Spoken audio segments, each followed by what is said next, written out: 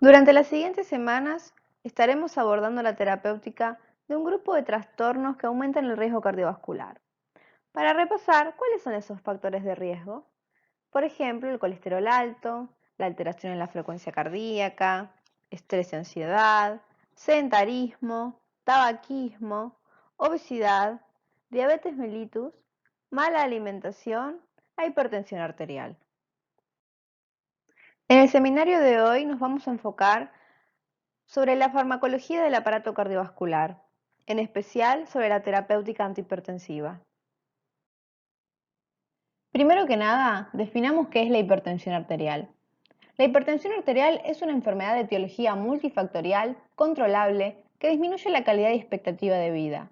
Según el Consenso de Hipertensión Arterial Argentino del año 2018, la hipertensión arterial sigue siendo la principal causa de muerte en el mundo. Podemos distinguir una hipertensión primaria de origen genético y una hipertensión secundaria como consecuencia de otra patología. La guía de la Sociedad Europea de Cardiología define los siguientes valores de corte. Normal, con una presión sistólica de 120-129, acompañada de una presión diastólica de 80-84. Superior a la normal, o hipertensión límite o border, con sistólica de 130-139 y diastólica 85-89. Y 3 grados diferentes de hipertensión dependiendo de los valores de la presión sistólica y diastólica. Ahora que ya conocemos los valores de corte, pasemos a cómo medir la presión. Para una correcta toma de la presión arterial, se recomienda que el paciente se encuentre sentado con los pies apoyados sobre el suelo. El paciente debe tomar reposo al menos 5 minutos antes de la medición. También es importante, tanto para el operador como para el paciente, que durante la práctica de la toma se debe guardar silencio. Es aconsejable que 30 minutos previos el paciente no ingiera alimentos, fume o beba café, ya que ellos pueden alterar el valor de presión arterial.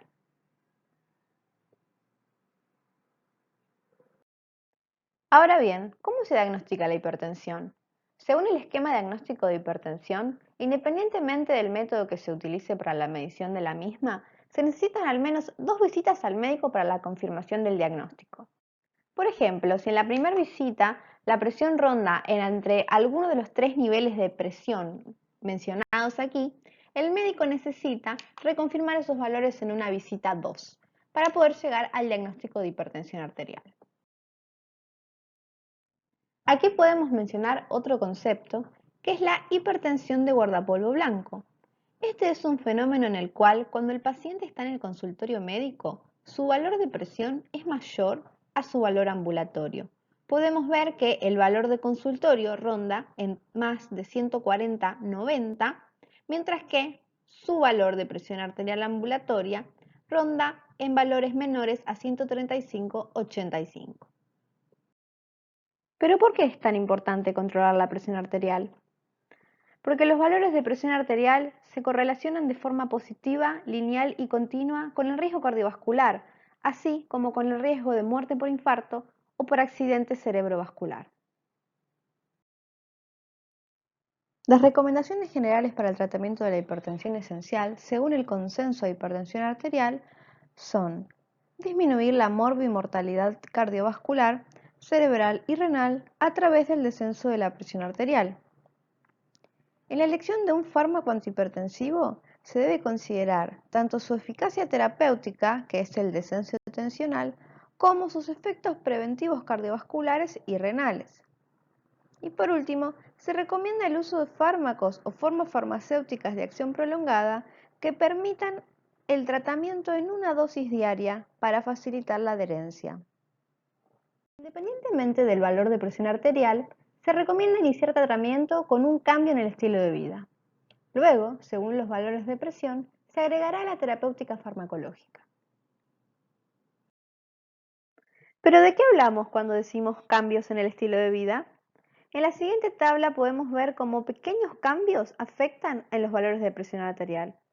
Por ejemplo, una disminución en la ingesta de sodio produce una reducción de entre 2 a 5 milímetros de mercurio en la presión arterial sistólica. También el ejercicio aeróbico produce una disminución entre 5 a 8 milímetros de mercurio. Pasando al tratamiento farmacológico, existen diversos fármacos para el tratamiento de la hipertensión arterial. Cada uno de ellos tiene un mecanismo de acción y sus características farmacocinéticas propias. Pero la pregunta es, ¿cuál usar y en qué casos? Para ello existen algoritmos de decisión que establecen qué fármacos son de primera línea y cuáles podrían asociarse. La Sociedad Europea de Cardiología establece una terapia inicial con IECA o ARA2 asociados a un calcio antagonista o un diurético. Luego recomienda una terapia combinada y ante una hipertensión resistente recomienda agregar a la terapia espironolactona, un beta bloqueante o un alfa bloqueante. Comencemos con los grupos farmacológicos. En primer lugar tenemos a los IECA, inhibidores de la enzima convertidora de angiotensina. Esta enzima forma parte del sistema de renina-angiotensina. El sistema de renina-angiotensina regula la presión a corto y a largo plazo. El efecto presor agudo de la angiotensina 2 se debe a una vasoconstricción con aumento de la resistencia periférica mediada por los receptores AT1. Se puede apreciar las rutas de conversión del angiotensinógeno en angiotensina, culminando con el aumento de angiotensina 2, a través de la enzima convertidora de angiotensina, como podemos ver acá, acá y en otras vías. Es importante recalcar que existen otras enzimas involucradas en este proceso, lo que le otorga a la angiotensina otras rutas de síntesis. Algunos IECA son profármacos, los cuales tienen menor actividad farmacológica que el metabolito activo, como por ejemplo el enalapril, y otros se administran como fármacos activos, como por ejemplo el captopril. Como dijimos recién, la inhibición de la enzima convertidora de angiotensina disminuye la síntesis de angiotensina 2, produciendo vasodilatación y consecuente disminución de la presión arterial. Los IECA son sugeridos por las distintas guías internacionales para el manejo inicial de la hipertensión, y hay comorbilidades en las que los ensayos clínicos los avalan en forma preferencial, como por ejemplo insuficiencia cardíaca, postinfarto agudo del miocardio, pacientes con alto riesgo coronario o diabetes. Entre los efectos farmacológicos podemos mencionar reducción de la resistencia periférica, disminución del gasto cardíaco, mejora de la disfunción diastólica, aumento del flujo renal y regresión de la hipertrofia ventricular izquierda. Entre los efectos adversos podemos mencionar a la tos seca, que se produce por un aumento en las bradicininas. Esto es importante a la hora de evaluar la adherencia al tratamiento. Por otro lado, durante el embarazo, a pesar de que estas moléculas no son teratogénicas en el primer trimestre, pueden causar alteraciones con la administración continua en el segundo y tercer trimestre. En aquellas situaciones en que el filtrado glomerular es dependiente de la vasoconstricción de la arteriola eferente, estos fármacos pueden causar insuficiencia renal, como es el caso de los pacientes con estenosis bilateral de la arteria renal. Las principales acciones fisiopatológicas de la angiotensina 2 están mediadas por los receptores AT1. Los ARA2 bloquean competitivamente el acceso de la angiotensina 2 al receptor AT1, con alta selectividad, alta afinidad y lenta disociación.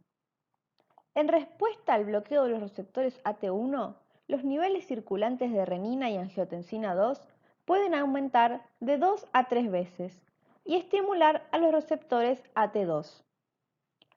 Los ARA2 bloquean la activación del receptor AT1 por la angiotensina 2 generada por la ECA o por vías alternativas a la ECA.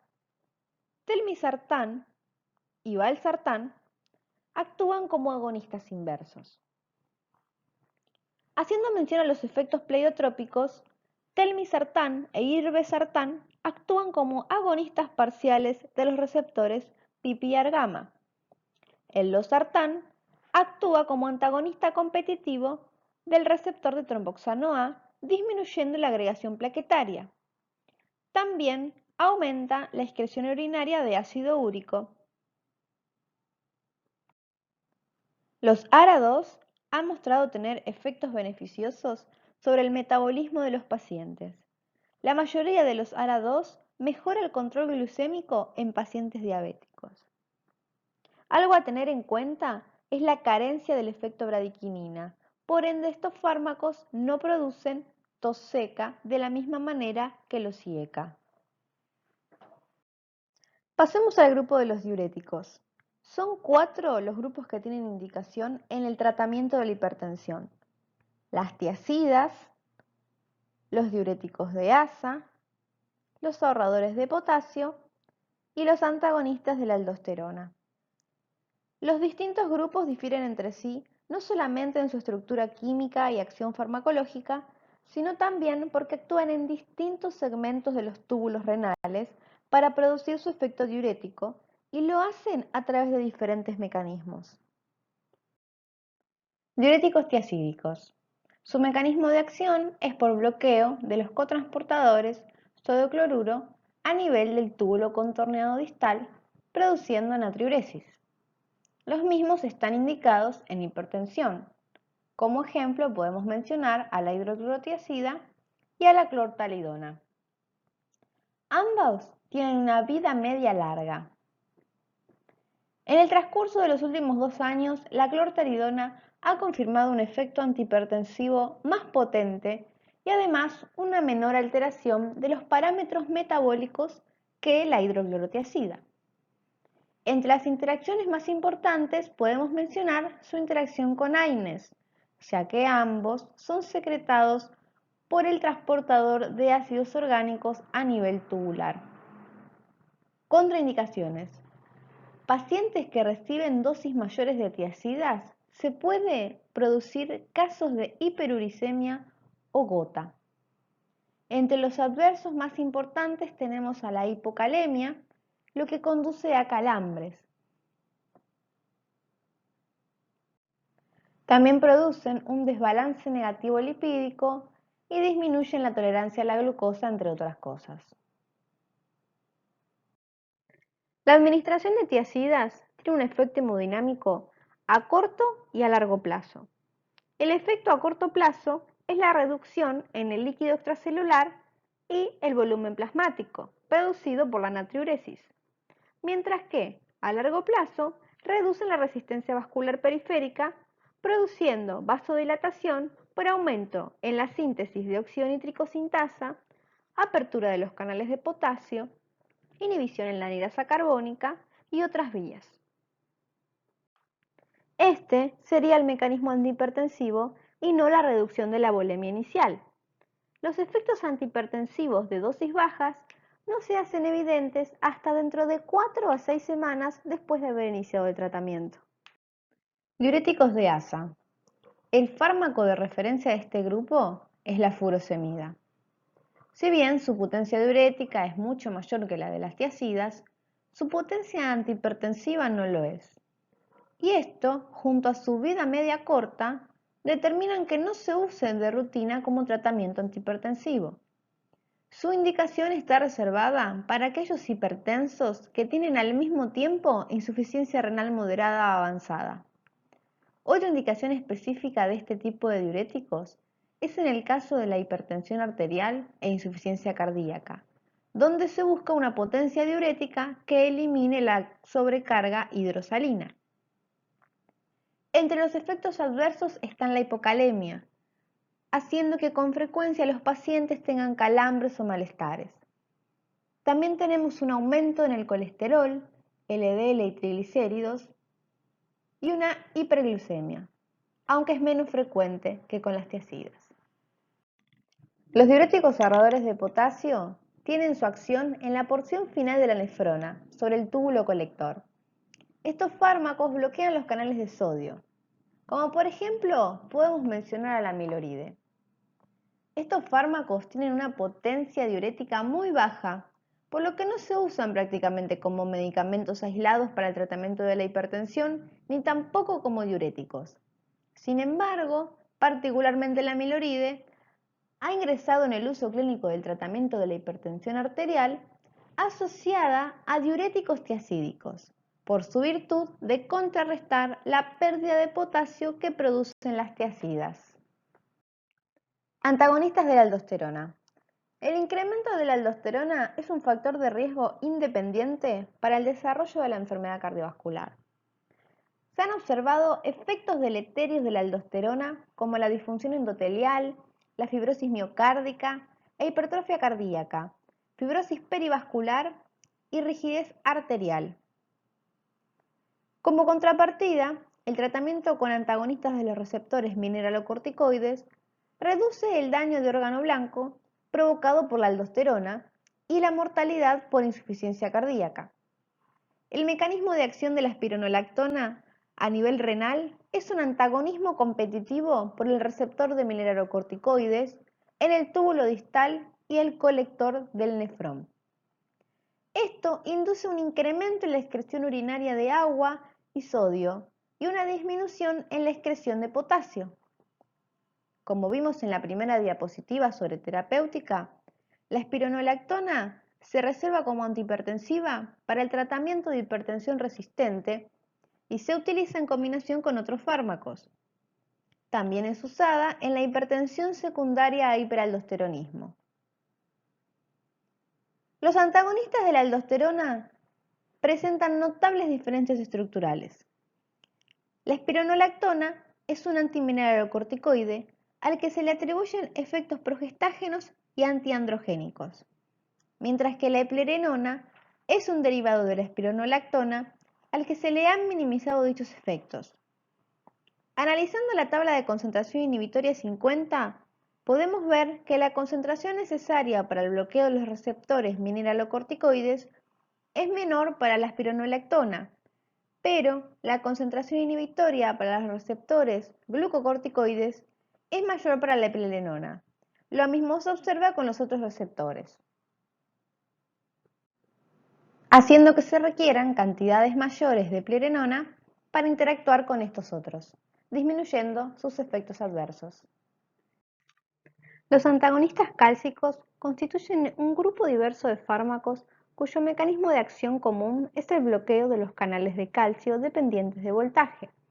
Estos canales son la principal vía de entrada de calcio en las células del músculo lisovascular, desempeñando un papel clave en la regulación del tono arterial y la presión arterial. Los fármacos que inhiben a los canales de calcio de tipo L se clasifican en tres grupos químicos diferentes: dihidropiridínicos, como la nifedipina, la amlodipina; benzotiazepinas, como el diltiazem; y fenilalquilaminas, como el verapamilo. El efecto vasodilatador de los calcioantagonistas es selectivo en los vasos de resistencia. Diltiazem y verapamilo son más cardiodepresores, mientras que los calcioantagonistas dihidropiridínicos son más vasoselectivos. Con respecto a las características farmacocinéticas, el metabolismo es hepático a través de la isenzima CYP3A. Particularmente, diltiazem y verapamilo inhiben el citocromo CYP3A4. Esto es importante a la hora de evaluar interacciones. Por otro lado, el uso combinado de un beta bloqueante con un calcio antagonista no hidropiridínico puede aumentar los efectos cronotrópicos negativos o causar bloqueo auriculoventricular. Los antagonistas cálcicos forman uno de los grupos de fármacos con mayor potencia antihipertensiva comprobada. Distintos estudios indican que los calcioantagonistas, fundamentalmente los dihidropiridínicos, pueden ser ligeramente más eficaces en la prevención del accidente cerebrovascular con respecto a otros antihipertensivos. Los beta bloqueantes se caracterizan por bloquear o inhibir de manera competitiva y reversible el sitio de unión de las catecolaminas a los receptores beta adrenérgicos. Clásicamente se clasifican los beta bloqueantes como cardioselectivos o no cardioselectivos, según su afinidad relativa por los receptores beta 1 o beta 2. La mayor parte de las acciones cardiovasculares se le atribuyen al bloqueo beta 1. Sin embargo, es importante recordar que esta actividad es relativa y dosis dependiente. Los beta bloqueantes cardioselectivos bloquean a los receptores beta 1. Los beta bloqueantes cardioselectivos vasodilatadores bloquean a los beta 1 y son dadores de óxido nítrico, como por ejemplo el nebivolol. Los beta bloqueantes no cardioselectivos bloquean beta 1 y beta 2, como por ejemplo propranolol. Los beta bloqueantes no cardioselectivos vasodilatadores bloquean beta 1, beta 2 y alfa. También podemos clasificar a los beta bloqueantes según su liposolubilidad. La liposolubilidad va a determinar su absorción, distribución, metabolismo y excreción. Los beta bloqueantes hidrofílicos se absorben de manera incompleta por vía oral, pero sufren poco metabolismo de primer paso, por lo que sus niveles plasmáticos presentan pocas variaciones interindividuales. Por ejemplo, el atenolol. En cambio, los beta bloqueantes lipofílicos tienen un volumen de distribución mayor y pasan con facilidad todas las barreras biológicas. Son mejor absorbidos, pero metabolizados en el hígado, por lo que sufren un metabolismo de primer paso que da lugar a baja biodisponibilidad por vía oral. Tienen vida media más corta, existiendo variabilidad interindividual. Por ejemplo, propranolol, carvedilol y nebivolol. Entre las interacciones farmacológicas con valor clínico, podemos mencionar que la combinación con calcio antagonistas no dihidropiridínicos puede potenciar los efectos de ambos grupos, ocasionando bradicardia y bloqueo auriculoventricular. En pacientes con diabetes, la combinación con hipoglucemiantes puede reducir la respuesta metabólica y enmascarar los síntomas de hipoglucemia, como la taquicardia.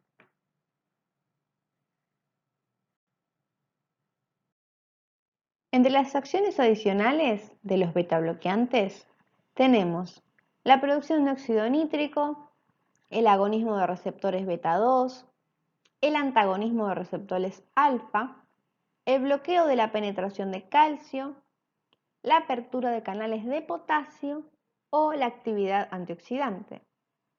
Esto lleva a mencionar los efectos pleiotrópicos de los mismos. Por ejemplo, el nebivolol facilita los procesos de reparación tisular, mientras que el metoprolol es capaz de reducir la expresión de genes proinflamatorios. Además, el carvedilol atenúa la respuesta inflamatoria, el estrés oxidativo y la fibrosis cardíaca. Los beta bloqueantes no son una clase de drogas homogéneas y la presencia de efectos colaterales es diferente de acuerdo a su hidro o liposolubilidad, la presencia de actividad simpático-mimética intrínseca y el grado de selectividad por los receptores beta. En este sentido, los beta bloqueantes con acción vasodilatadora como el carvedilol o el nebivolol han demostrado una mejor tolerabilidad y menor incidencia de los efectos adversos descritos para los beta bloqueantes tradicionales, principalmente a nivel metabólico.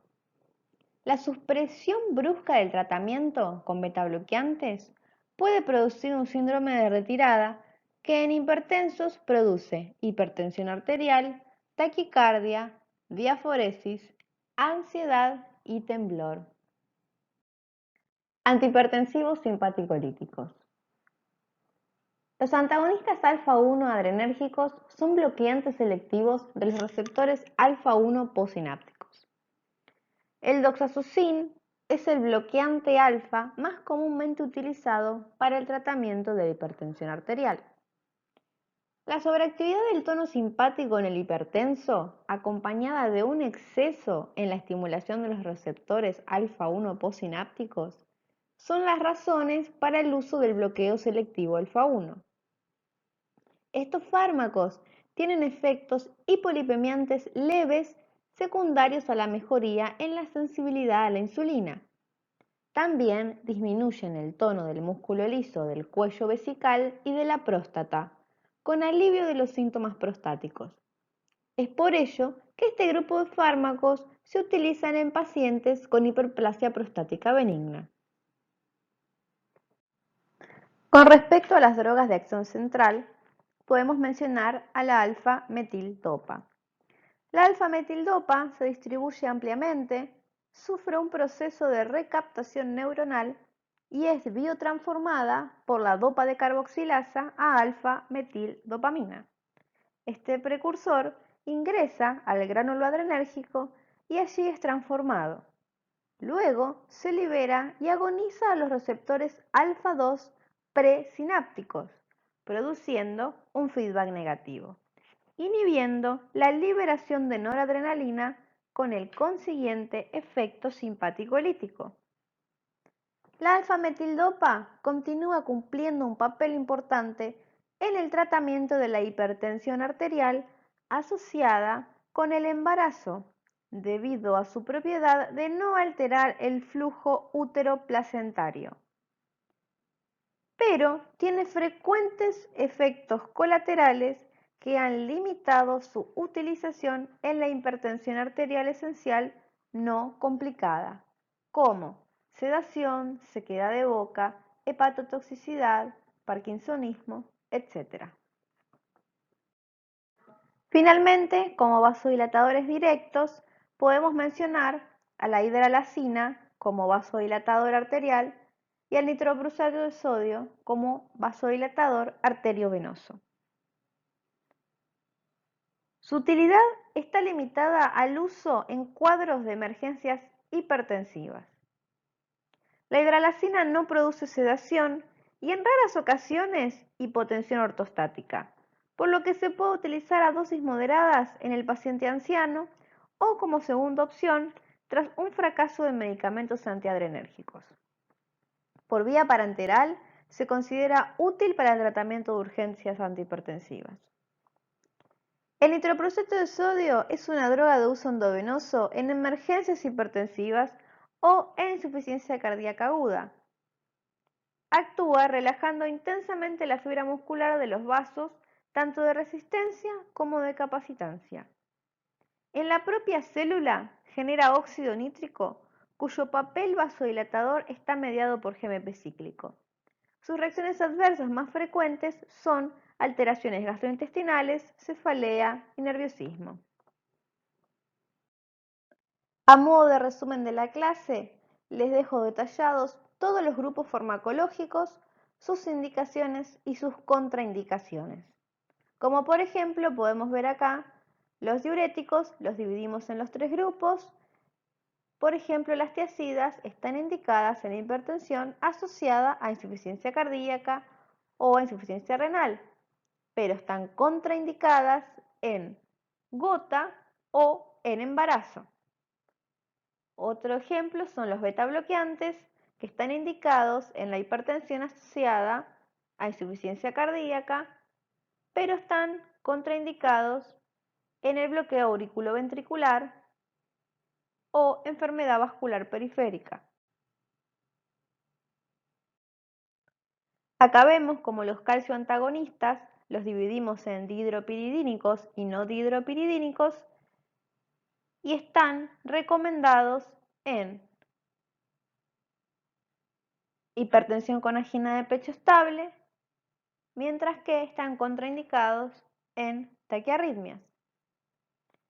Por otro lado, los no dihidropiridínicos están recomendados en hipertensión posinfarto en pacientes para el que está contraindicado el uso de beta bloqueantes, mientras que están completamente contraindicados en el bloqueo auriculoventricular o en embarazo.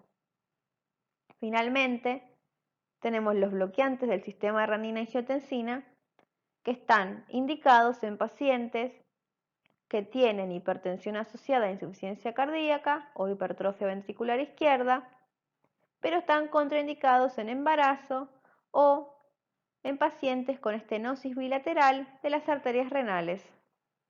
Espero les haya gustado. Muchas gracias.